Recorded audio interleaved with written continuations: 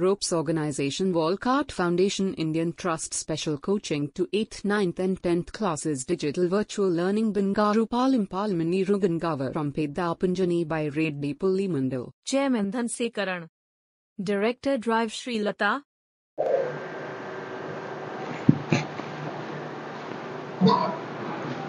Hi, hello, welcome to Ropes Organization. This is Durga Prasad Reddy teaching in biology. So previous videos already we are discussing about 8th class biology, microorganism, friend and foe. So వాటి గురించి మనం already previous videos లో discuss చేసుకున్నాం. So previous videos లో discuss చేసుకున్నట్లు so వేటి గురించి discuss చేసుకున్నాం, మైక్రో ఆర్గానిజమ్స్ గురించి డిస్కస్ చేసుకున్నాం. సో మైక్రో ఆర్గానిజమ్స్ ని మనం ఎలా అబ్జర్వ్ చేయొచ్చు, ఏ విధంగా చూడొచ్చు. సో దెన్ తర్వాత నెక్స్ట్ వచ్చేసరికి మనకి micro organisms, friendly micro organisms ఏంటి, సో ఏ విధంగా మనకి హెల్ప్ చేస్తాయని మనం వాటి గురించి డిస్కస్ చేసుకున్నాం. సో నెక్స్ట్ మైక్రో ఆర్గానిజమ్స్ అనేవి ఏ టైప్స్ ఉన్నాయి వాటి గురించి మనం డిస్కస్ చేసుకున్నాం. సో ఆ పార్ట్ కి సంబంధించి continuation video increasing soil fertility. So micro organism ఫ్రెండ్లీగా ఇంకా ఏ విధంగా మనకి హెల్ప్ చేస్తాయి, సో ఏ విధంగా మనకి యూజ్ అవుతాయి అని మనం గమనిస్తే ఇక్కడ ఏంటంటే ఇంక్రీజింగ్ సాయిల్ ఫర్టిలిటీ. సో ఇక్కడ ఏమవుతుంది, ఇంక్రీజింగ్ సాయిల్ ఫర్టిలిటీ అంటే మట్టి యొక్క సారాన్ని పెంచడం.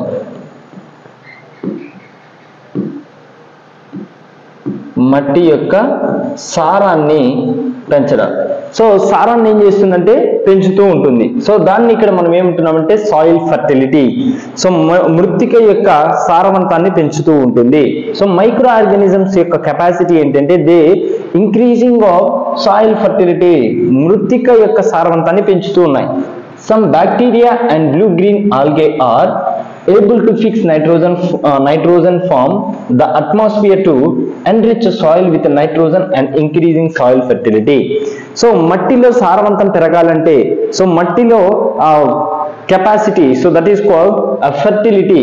ఈ సారవంతం పెరగాలంటే సో నైట్రోజన్ ఫిక్సియేషన్ ప్రాసెస్ జరగాలి, నైట్రోజన్ ఫిక్సింగ్ ప్రాసెస్ జరగాలి. సో మరి నైట్రోజన్ ఎక్కడ ఉంటుంది, it is presence of in atmosphere.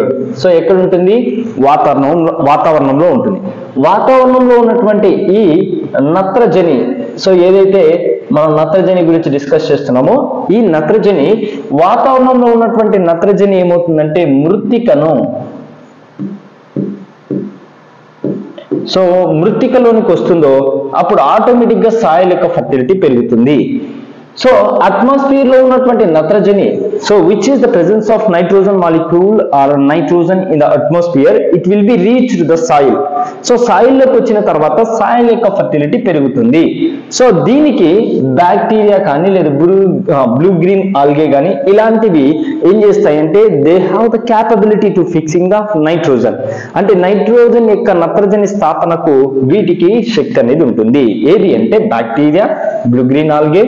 So it's have able to the fixing of nitrogen, so from the atmosphere to enrich soil with nitrogen and increasing its fertility. So soil యొక్క ఫెర్టిలిటీని పెంచేటటువంటి శక్తి వాటికి ఉంటాయి. These microbes are called biological nitrogen fixers. ఇలాంటి micro organisms ని ఏమని పిలుస్తున్నాము అంటే biological nitrogen fixers. So biological nitrogen fixers. So these microorganisms have capability to the increasing of soil fertility. అంటే నత్రజని ద్వారా సాయిల్ లో ఉన్నటువంటి ఫర్టిలిటీని ఇంక్రీజ్ చేస్తాయి. ఏవి అంటే bacteria, blue green algae. So next వచ్చేసరికి ఏంటి అంటే cleaning the environment.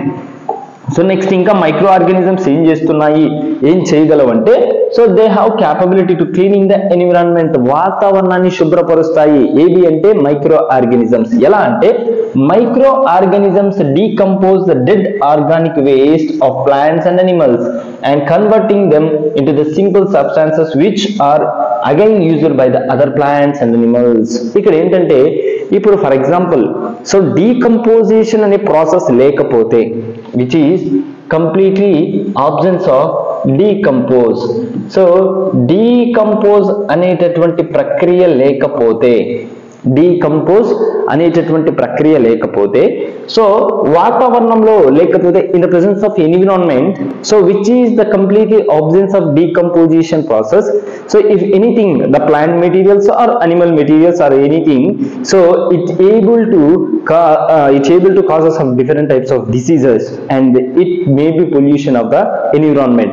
So environment లో పొల్యూషన్ అనేది క్రియేట్ అవుతుంది. అంటే మొక్కలు కానీ లేదా జంతువులు కానీ కుళ్ళింపజేసేటటువంటి ప్రక్రియ పూర్తిగా ఆగిపోతే, సో ఆటోమేటిక్ గా ఏమవుతుంది, మొక్కలు కానీ లేకపోతే వ్యర్థ పదార్థాలు కొల్లకుండా అలాగే ఉంటే ఏమవుతుంది, కంపు వాసన వస్తుంది, దుర్గంధంతో నిండిపోతుంది, దానివల్ల శ్వాస సంబంధమైనటువంటి వ్యాధులు ఇలాంటివన్నీ కూడా కాజెస్ వస్తూ ఉంటాయి.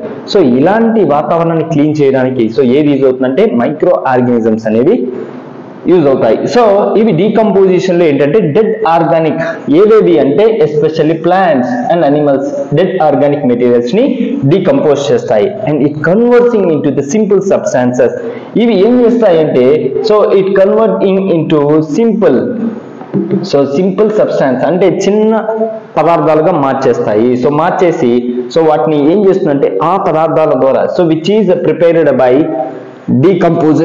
decomposition process, so the materials will be again used for the plants and other animals. So ఎప్పుడైతే ఈ విధంగా డీకంపోజ్ అవుతుందో, డీకంపోజ్ అయిన తర్వాత వాటిలో ఉన్నటువంటి న్యూట్రిషన్స్ అనేవి ప్లాంట్స్ మళ్ళీ తిరిగి వాటిలో నుంచి అబ్జార్బ్ చేసుకుంటాయి. So this is called cleaning the environment. So ఇందాక చెప్తున్నటువంటి వీడియోలో మనం సో నెక్స్ట్ ఇంతకు ముందు బిఫోర్ స్లైడ్ లో మనం ఏం డిస్కస్ చేసుకున్నాం, సో ఇంక్రీజింగ్ సాయిల్ ఫర్టిలిటీ గురించి డిస్కస్ చేసుకున్నాం. ఇక్కడ క్లీనింగ్ ద ఎన్విరాన్మెంట్. సో ఇవి మైక్రో ఆర్గానిజమ్స్ అనేవి మనకి ఈ విధంగా హెల్ప్ చేస్తూ ఉంటాయి. So increasing soil fertility, cleaning the environment. So దీనికి సంబంధించి మీకు ఏదైనా డౌట్స్ అనిపిస్తే సో కామెంట్ బాక్స్ లో కామెంట్ చేయండి. So it's very important for the examination. Thank you one and all.